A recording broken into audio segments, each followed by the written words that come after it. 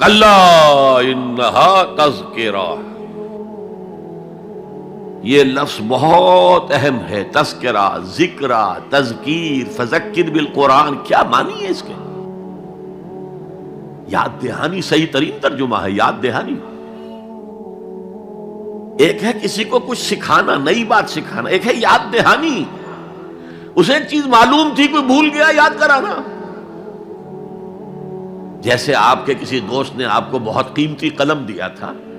آپ نے اسے بہت سنبھال کر اپنے ٹرنک میں رکھ دیا، اب سال ہا سال ہو گئے، نہ دوست سے ملاقات نہ وہ یاد، اچانک آپ نے کسی روز ٹرنک کھولا اور وہ قلم آ گیا، تو آپ کو دوست یاد آ جائے گا کہ نہیں؟ اسی لیے قرآن آفاق و انفس کے لیے آیات کہتا ہے، ہم اپنی آیات دکھائیں گے تمہیں، نشانی جس کو دیکھ کر تم ہمیں پہچانو گے۔ اور تذکرہ کا مطلب کیا ہے؟ پوٹینشلی ایمان ہر انسان کے دل میں موجود ہے، یہ جو روح جو ہمارے قلب کی مسکن نکین ہے، اس میں اللہ کی معرفت بھی ہے، اللہ کی محبت بھی ہے۔ البتہ ذہول کے پردے پڑ گئے ہیں، بھول اور نسیان طاری ہو گیا ہے، ہم دنیا ہی کے اندر گم ہو کر رہ گئے ہیں، ہماری ساری دلچسپیاں دنیا سے ہیں، لہذا ہماری توجہ ہی نہیں ہے، ورنہ ہر انسان کے دل میں یہ جو یہاں ہندوستان میں کہتے ہیں آتما اور پرماتما، آتما اور پرماتما کا تو تعلق بہت گہرا ہے، ابتدا میں بنا دی گئی تھی ارواح، جب ہم سب کے سب تمام انسان آدم سے لے کر اور تا قیامت جو انسان آئے گا دنیا میں، ان سب کی ارواح پیدا کر دی گئی، اور پوچھا گیا الست بربکم قالوا بلا، یاد ہے؟ لہذا یہ تذکرہ ہے، یہ یاد دہانی ہے، تمہارے اندر موجود ہے، اللہ کی معرفت بھی موجود ہے، اللہ کی محبت بھی موجود ہے، لیکن کلا بل ران علی قلوبہم ما کانوا یعملون، ان کے دلوں پر زنگ آ گیا ہے اب ان کے اعمال کی وجہ سے، شیشہ جو ہے وہ زنگ آلود ہو گیا۔ حضور نے فرمایا ان هذه القلوب لتصدع كما يصدع الحديد اذا اصابه الماء، ان دلوں پر بھی زنگ آ جاتا ہے جیسے کہ لوہے کے اوپر پانی پڑتا رہے تو اس کو زنگ آ جاتا ہے۔ پوچھا گیا فما جلاؤها یا رسول اللہ،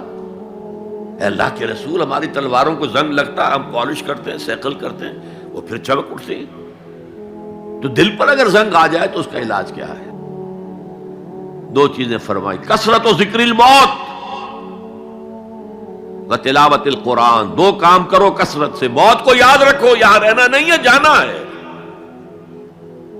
یہ ہمارا گھر نہیں ہے، یہ ہماری منزل نہیں ہے، ہمارا اصل گھر جو حضور نے فرمایا انما الدنیا خلقت لکم وانتم خلقتم للآخرہ، یہ دنیا تمہارے لیے بنائی گئی، تم آخرت کے لیے بنائے گئے ہو، اسی لیے حضور نے فرمایا کن فی الدنیا کانک غریب عابر السبیل، دنیا میں ایسے رہو جیسے راہ چلتے مسافر ہو یا اجنبی ہو۔ اپنے بارے میں فرمایا مالی ولی دنیا، مجھے تمہاری دنیا سے کیا سروکار، انما مثلی کراکب استظل تحت شجرۃ ثم راح فترکھا،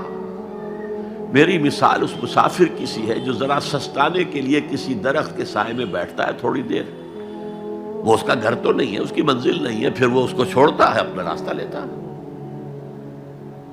یہ اگر ہمارا تصور قائم ہو جائے، کلا انہا تذکرہ، اب اس کے بعد جو الفاظ آئے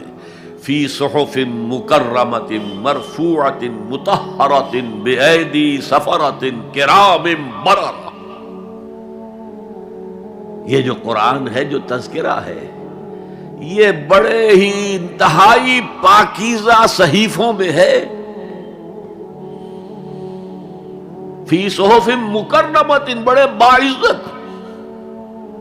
مرفوعۃ مطہرۃ، مرفوع بلند اور انتہائی پاک، بے ایدی سفرۃ، یہ کن کے ہاتھوں میں ہے؟ لکھنے والے وہ فرشتے، بے ایدی سفرۃ کرام بررہ،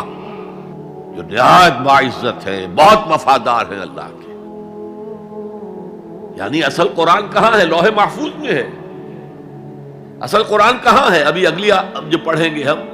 کتاب مکنون، چھپی ہوئی کتاب کے اندر ہے۔ اصل قرآن کہاں ہے؟ وَإِنَّهَا لَفِي